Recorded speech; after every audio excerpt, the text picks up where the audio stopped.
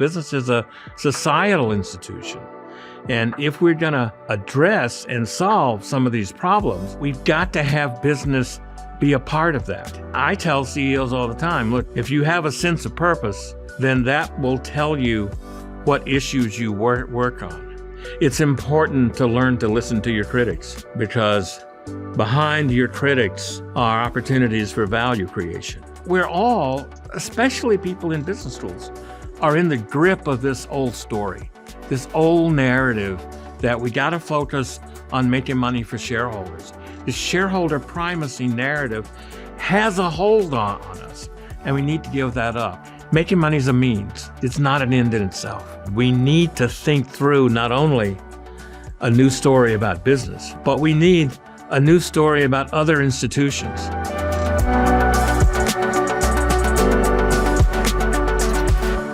I'm Ed Freeman. I'm a university professor at the University of Virginia at the Darden School. I started thinking about the relationship in business and society 45 years ago as I was trying to understand really what business was about.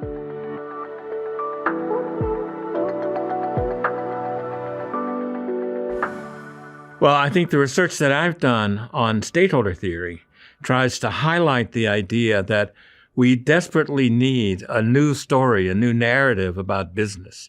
The old narrative about business, that business is about the money, and it's about making money for shareholders. Profits are important, shareholders are important, but that's not the only thing that business does. Business is a societal institution. And if we're going to address and solve some of these problems like inequality, like gender inequality and racism and all kinds of things like global warming, we've got to have business be a part of that. It's got to be a part of the solution. Business is about profits, sure, but it's also about purpose.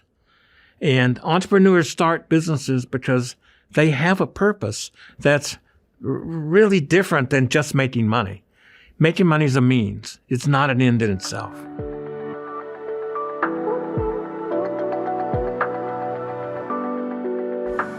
Stakeholder theory tries to solve three problems. How is value creation and trade possible in a world in which there's no stability and certainty? What should we teach people in business schools? And what do we do about the ethics of capitalism? To call somebody a stakeholder is to make a normative claim. We can't separate business and ethics anymore. And so the idea that you have business on the one hand and ethics on the other is part of the old story. And that we have to do away with that. Business and ethics have to be integrated.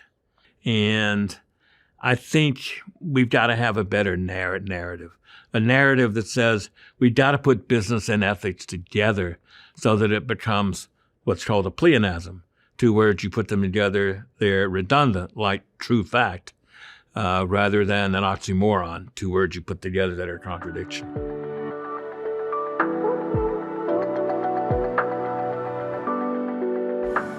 I think what's holding some business leaders back, and I'm going to say some because there are lots of business leaders out trying to figure out what to do about these societal issues, how their companies can contribute to them. But what's holding them back is we're all, especially people in business schools, are in the grip of this old story, this old narrative that we got to focus on making money for shareholders. Every business has always created, and sometimes destroyed, but not intentionally, has always created value for customers, for suppliers, for employees, for communities, and the people that put up the money. Business is about the interdependence of these groups, the interdependence of stakeholders. And there's some urgency to understanding that now as we deal with some of these societal issues that are honestly threatening to tear us apart.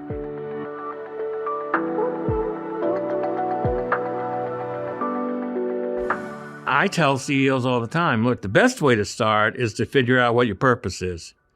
If you have a sense of purpose, then that will tell you what issues you work on.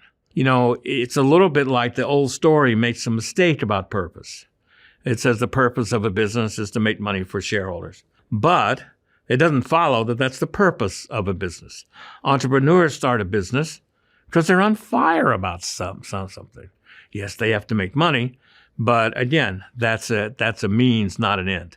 So focusing on purpose can help you, and focusing on who you're doing it for, who your stakeholders are. Those are the things that can tell you which of these societal issues really resonate with the company and its business model, and that you can work on and make a contribution with.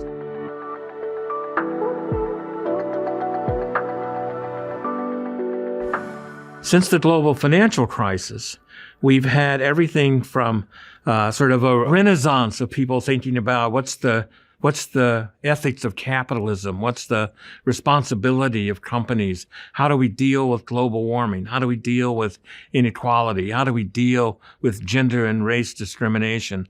How do we deal with technologies that give us things like social media? And that kind of perfect storm has led a lot of folks to say, the whole story of business, that business is just about the money, doesn't really work anymore.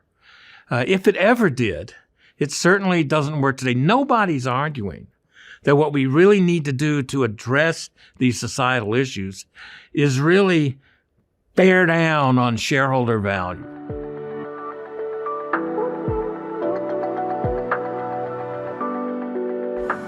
I think working on these issues requires a really diverse team. And what the CEO has to do is to figure out, given the issue, who should be in the room, figuring out how to engage critical stakeholders, and getting input from critical stakeholders is incredibly important.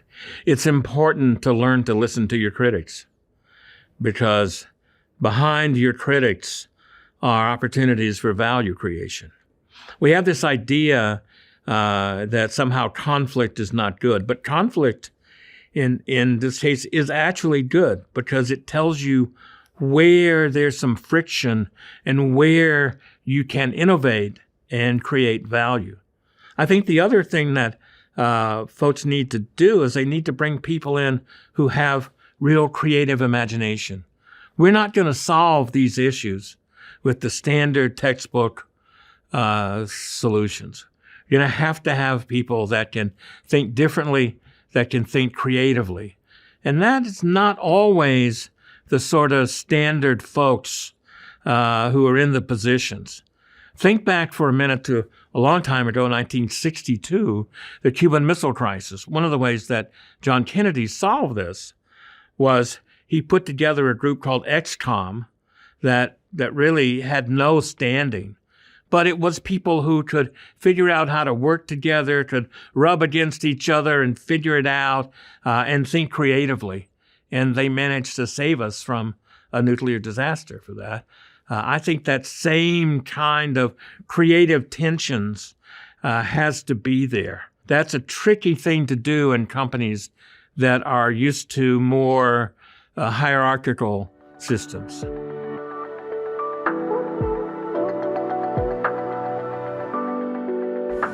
Well, I think there are lots of challenges ahead, from a technological challenge, trying to understand what AI is and how that affects us, and other technologies. I don't think we really know much about how to deal with that, or how to deal with the ethical issues that those technologies raise.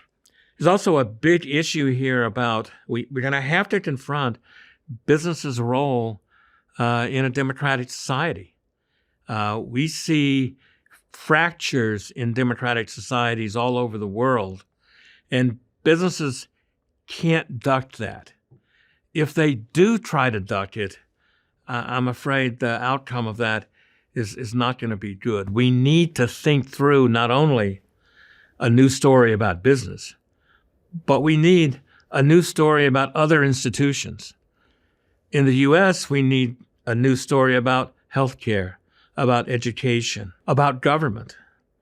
We need to see government in part as how can it facilitate value creation and help business be a part of the solutions here.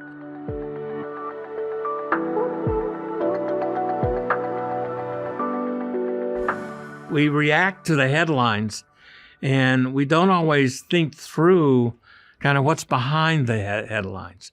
We don't always think through really what the effects of these issues are, what the effects of our business models are on these issues.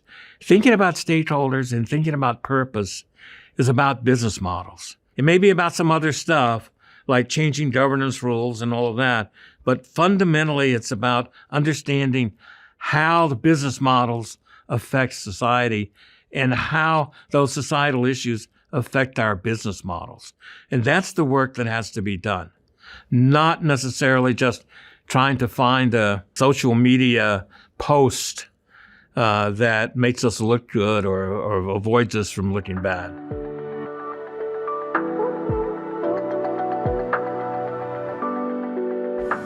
What can business schools do? I'm a little bit of two minds about this.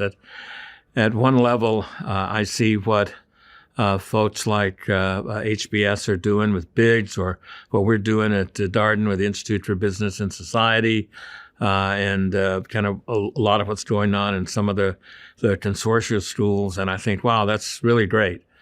On the other hand, I think we still teach a lot of the wrong stuff. We haven't ended the dominance of shareholder primacy.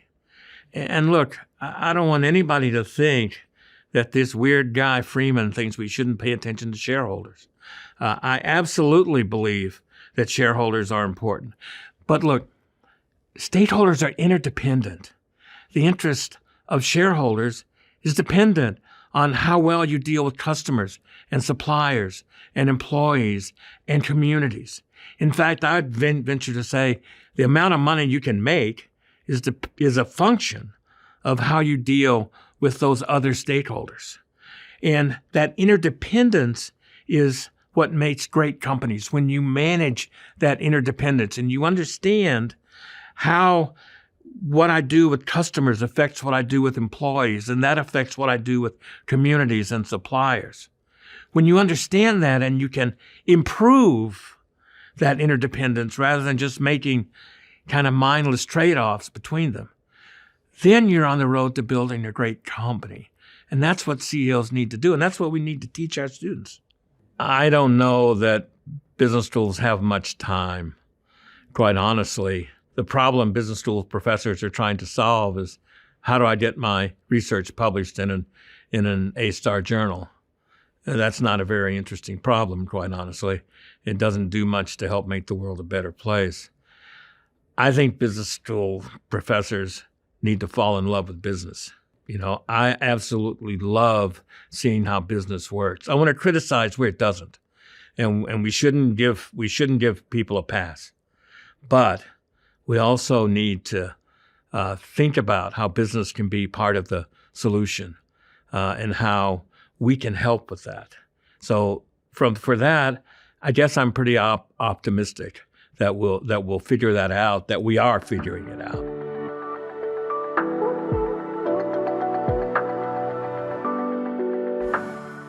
Well, I'm very happy to be here today, but I'm even happier that Harvard has BIGS.